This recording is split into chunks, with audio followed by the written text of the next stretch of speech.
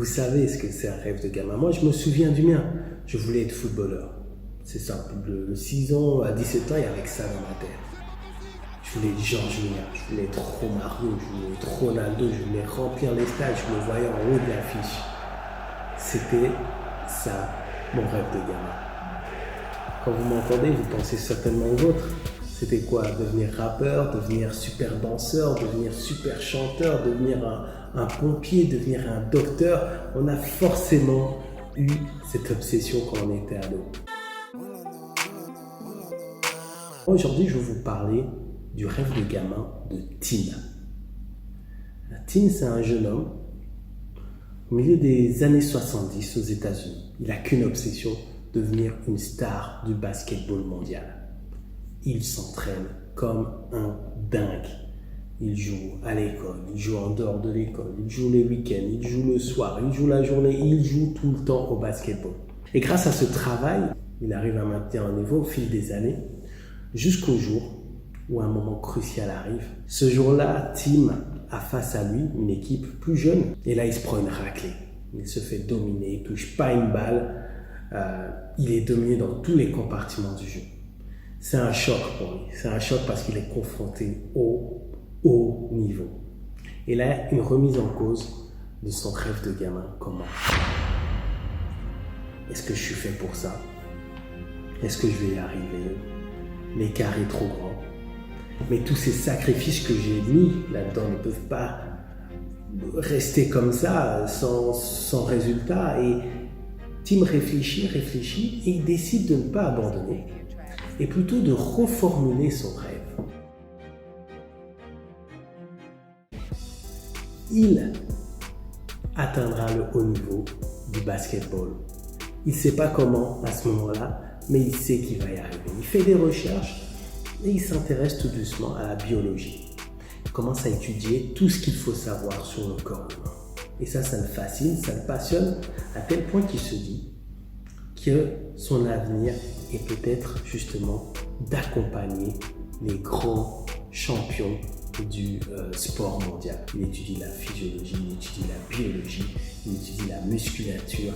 Une fois qu'il a son diplôme, il décide de tester tout ça dans des clubs de gym qui ont besoin de consultants, de coachs pour des femmes enceintes, pour des jeunes sportifs, pour des plus jeunes.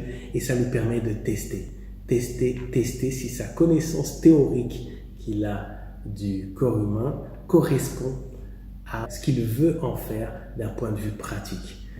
Au bout de quelques années dans ces clubs de gym, changement de dimension dans le plan. Tim habite à Chicago et on est à la fin des années 80. Il y a une équipe qui commence à se démarquer, c'est les Chicago Bulls. Il se dit, j'envoie une lettre à tous les joueurs, sauf à Michael Jordan, parce que bon, voilà, Michael Jordan, c'est le niveau, etc. Tous les joueurs, du coup, reçoivent sa lettre de proposition de service. Proposition de service pour devenir coach personnel sur la condition physique, etc., etc., etc. Quelques jours plus tard, un joueur le rappelle. Un joueur le rappelle. Et ce joueur s'appelle. Et ce joueur s'appelle Michael Jordan.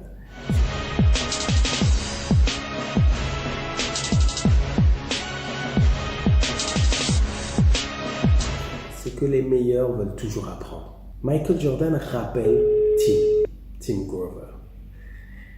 Il lui dit, j'ai vu ce que tu as envoyé au gars, de quoi s'agit-il?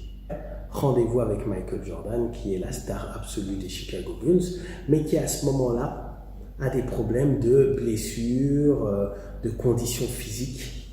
Donc, il est déjà le Michael Jordan, voilà, que tout le monde attend au haut niveau, mais il n'est pas encore le Michael Jordan qui a tout raflé sur son passage. Et donc, il lui explique comment, avec certaines disciplines, avec certaines méthodes, Michael Jordan aurait pu éviter telle blessure, ne pas tomber à telle minute de tel match, etc. Il lui explique exactement comment un changement de son travail physique peut faire de lui le monstre absolu du basket mondial.